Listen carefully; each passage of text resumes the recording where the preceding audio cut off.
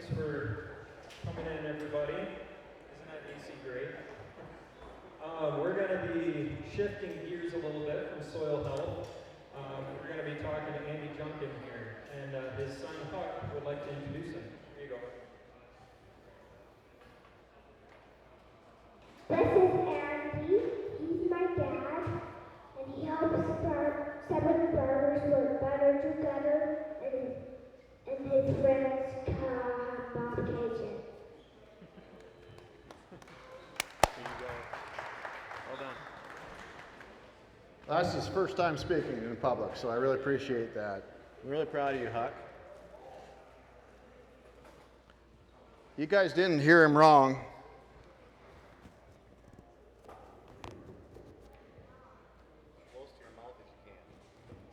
Can you guys hear me okay?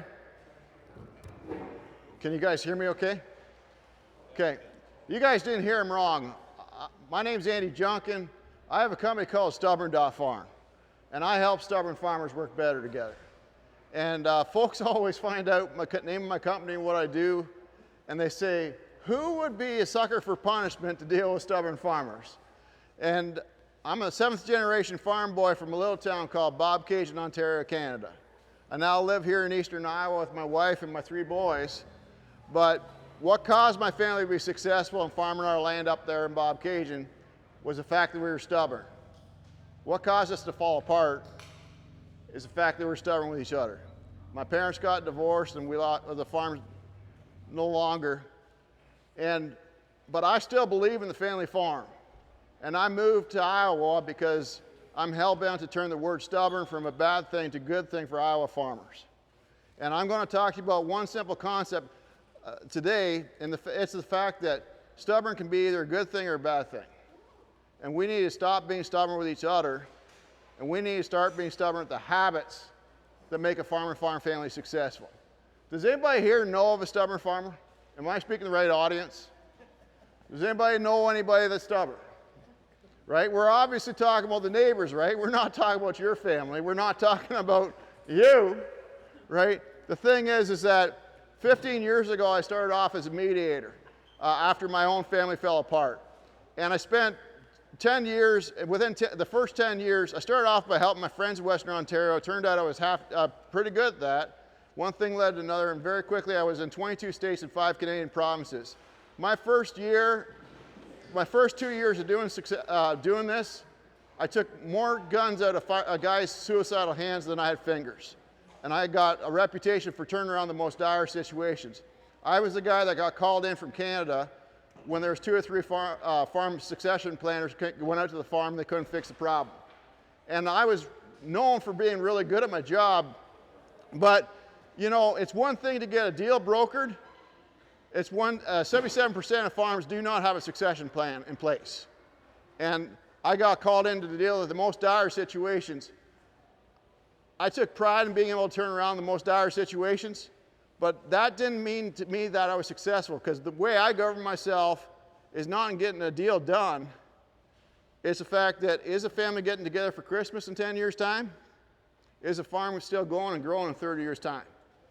And I was getting frustrated. I'd be in a situation, I'd be leaving a family farm, and I'd look at that mailbox, and I'd really ask that question, is that family's name still going to be on the farm's mailbox after 30 years' time from now? And after studying, I spent 10 years, went to University of Guelph, took agriculture business.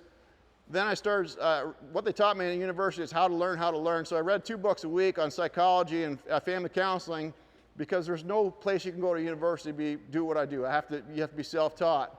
And then after doing this, I talked to a psychologist who had a PhD, and I was blown away by the fact, I was frustrated because I was seeing families that were stubborn. Everybody's pointing fingers at each other, but nobody was wanting to take responsibility. And I'd get a deal brokered, but nobody would accept. I just didn't know, they weren't quite getting along. And what I found out was that the majority of people who go see a marriage counselor, within 4 years after, get a divorce. I'm from a small town. If my cousin, who was a mechanic, if he had half the cars he tried to fix, if he couldn't get them fixed, he wouldn't be paid much as a mechanic, right? But how is it these psychologists with their PhDs and all that education have a profession where they're paid so much and there's more and more people going to them, and yet half the people they see are getting divorced, and God only knows how many people are still miserable. And that's what I was seeing, though, day to day. When I was on the farm, the next day after I heard that fact, you know, I was sitting there at the kitchen table, and at the end of the kitchen table was Grandma, and she was just bawling. And there's two brothers in the partnership, and there's two sister-in-laws. What was unique about this family is the two sister-in-laws were actually best friends back in high school. That day they were saying things to each other that could not be taken back. They were worst enemies. And it was going down. And the son, we'll call them Billy and Bob, they were best friends back in high school, but 7 years before, their dad had died. 10 years before, they had won the award for being the best dairy farm in the state. And yet, without Grandpa there, everybody's butting heads and pulling the farm in different directions. And they lost so much money, they're on the verge of losing it all, and they had so many headaches because of this butting of heads. And, you know, an hour before, I sat down with Billy, and I sat there at the kitchen table, and Billy had called me out to the farm. He said, we need to improve how we work together. Well, in sitting down with Billy before we had this mediation, I sat down with Billy, sat down in Bob's house. So Billy spent an hour telling me about all the nasty things his brother had done. And the thing is, I had met with Bob an hour before, and he was a heck of a good guy. He was a 4-H leader. He was a hockey coach. He was a church elder. He was one of the best dairymen in the state. His knowledge of dairy production is unbelievable. The thing about Bob was that he was driven. And the other word for that would be narcissistic. You know, he didn't have any empathy for anybody else's feelings, but he was very emotional. He could go off on, he had a short temper. He was very concerned about his own emotions. He wasn't concerned about, about anybody else's. And he was all about go, go, go. You know, it was his time that he was concerned about, not the needs of others. And that's what drives Billy frustrated. Billy, on the other hand, his issue was that he didn't have any good time management. You know, when it was go time, he got a lot of things done in a day.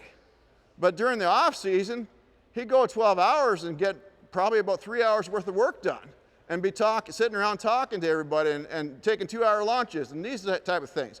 I mean, I don't care how good of a farmer you are, everybody's got about, both Billy and Bob, 95% about them were really good. They're a type of farmer, anybody here in this room, how many people are here are farmers? They're a type of people anybody in this room would respect. The thing is, we all have our flaws, don't we? We all have our Dr. Jekyll and Mr. Hyde. And the thing is that they were frustrated working with each other to the point it was all coming to a head. And, you know, I was sitting there at the kitchen table. And you can just imagine after 10 years of trying to save family farms, trying to get everybody together for Christmas, and dealing with stubborn people all the time. How frustrating that would be if you realize they're not having me out here to actually fix their family relationships. They're just having me out here to get a divorce. And Billy and Bob got into bickering, and then Bill said to Bob, the farm's worth $10 million, you write me a check for $5 million, I'm freaking out of here. And I looked out the window, and there was this kid, and he was 16 years of age. He was Bob's son. And Billy didn't have a damn good thing to say about his brother, but his brother, his nephew, he had only good things. That kid got up at 4 o'clock every morning to go milk cows before he got on the school bus. Every day. That kid lived the farm. And he's leading this 4-H camp. I couldn't take my eyes. Stuff was going down. They were saying things to each other. There was a hostile takeover going on. And the thing about Bill was, he said he wanted $5 million. He didn't farm for the money. He didn't care about the money. All that had happened for the last 15 years was he was told by his brother how worthless he was. And he wanted his brother to write him a check for $5 million so there'd be a value put on his worth. And he needed that more than air itself. But the thing is that, you know, Billy would go buy the biggest house in a small town. He'd buy a couple very nice cars, a couple nice antique tractors. And 5 years later, he'd be absolutely freaking miserable because he was a farmer to the core. But all he wanted was respect and appreciation that he wasn't getting from his brother. And I looked at the table. I mean, you can understand after 10 years of dealing with people bickering all the time, there comes a point in time you get frustrated. And that was my moment. I was about to get up and quit. Because I was thinking, you know what? You got into this to save family farms. You moved countries to be able to save more farmers. And you've picked a cause that's a lost cause. And I looked at that kid, because I wasn't in the business to make guys like Billy multimillionaires. I was in the business so that kids that got up at 4 o'clock every morning to go milk cows would still be farming 30 years down the road. Yet that kid had no future. Because Bob would be buying his brother out. And they could afford to do it that day because the bank had given them the permission. But milk prices would hit another low, and that kid would be stuck with debt that they couldn't afford. They'd lose the farm. That's how farms go broke, boys. That's how farms. It's not external factors. It's the internal family dysfunction where pride and egos causes us to lose a farm to be proud of. And I was just about to get up and leave, and I thought, this family is too damn stubborn. There's nothing I can do to fix this. I'm tired of working with stubborn farmers. And I got up, and I kind of knocked over a Bible. There's a Bible there on a stand, and I was turned to Matthew 7:5. This is a Baptist family. They read the Bible 3 times a day. Does anybody know what Matthew 7:5 stands for? Anybody go to church? What does Matthew 7:5? Oh, you go to church though. That's good. So Matthew 7:5 says, "Do not take the speck of dust out of your brother's eye until you've taken the plank out of your own." Do not take the speck of dust out of your brother's eye until you take the plank out of your own. I looked out the window at that kid. Is anybody here in 4-H? Anybody here 4-H leader? Anybody had their kids going 4-H? What is 4-H all about? Achievement. What else is it about? Come on, guys. Don't speak all up at once here. Help. What else? Leadership. What else? Here, the family, the farm was bringing out the best in that kid, and yet in the kitchen, it was bringing out the worst in the adults. Right? Here, the kid was trying to improve himself. I believe 4-H is all about continuous improvement. And yet, here in the kitchen, everybody had their arms crossed, and everybody's pointing fingers at each other, and everybody didn't want to look at the 3 fingers pointing back at them, right? They were all blaming each other, and they had all made mistakes. They were great people, don't get me wrong, but they had all made mistakes related to production, their areas of responsibility. They had all made mistakes in not being the best version of themselves sometimes. There would be some days that one brother would sleep in, not show up to work on time. There'd be some days where they just treated each other poorly, right? They had all made mistakes, but yet they were pointing blame at each other. So when Matthew 7:5 popped up, do not take the speck of dust out of your brother's eye until you've taken the plank out of your own. Now, I'm a believer, but I don't care if you're an atheist or a Buddhist, or if you believe Elvis is still alive. I think that's the truth that could turn around any farm. And ever since that moment, my whole life has changed in how I do things. I want you to think about the partners you're farming with right now. If each partner made one simple improvement and turned a character flaw from a weakness into a strength, and was stubborn at it, and stuck at it, not just for 1 or 2 days, but they made it a habit over 30 days. And you did that, you adapted a new habit every month for 12 months. How different would your farm be? We have a 50% divorce rate in our society. If we applied the same principles to our marriages, if you adapted one change and turn a weakness that your partner has identified and turn it into a strength, and you stuck at it for a solid month, and you made that a habit that stuck, how fewer marriages would be getting divorced within 2 years in this county? It'd be a game changer, wouldn't it? And that's what I've done ever since then. I meet with farmers over Zoom, and we sit down once a month. We have a half an hour to an hour meeting. There's a lot of other things I do in the meeting, but one of the principles that I do is I get each partner to identify one of their weaknesses that they have and turn it from a habit into a strength. And I work with you one-on-one so you can actually make that habit work, and then make one improvement to how you work together as a family. And it doesn't matter how dire the situations. I got been called into the turnaround the most dire situations, whether farm debt or farm succession or farm family situations. And the thing is if you do that for 12 months, it's a whole different situation altogether. Now, you know, the thing is that nobody marries an asshole, but everybody divorces from one, right? Is that not true?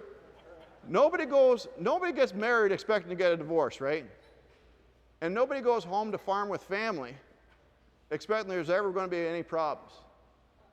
We get into these relationships expecting it's going to be happily ever after.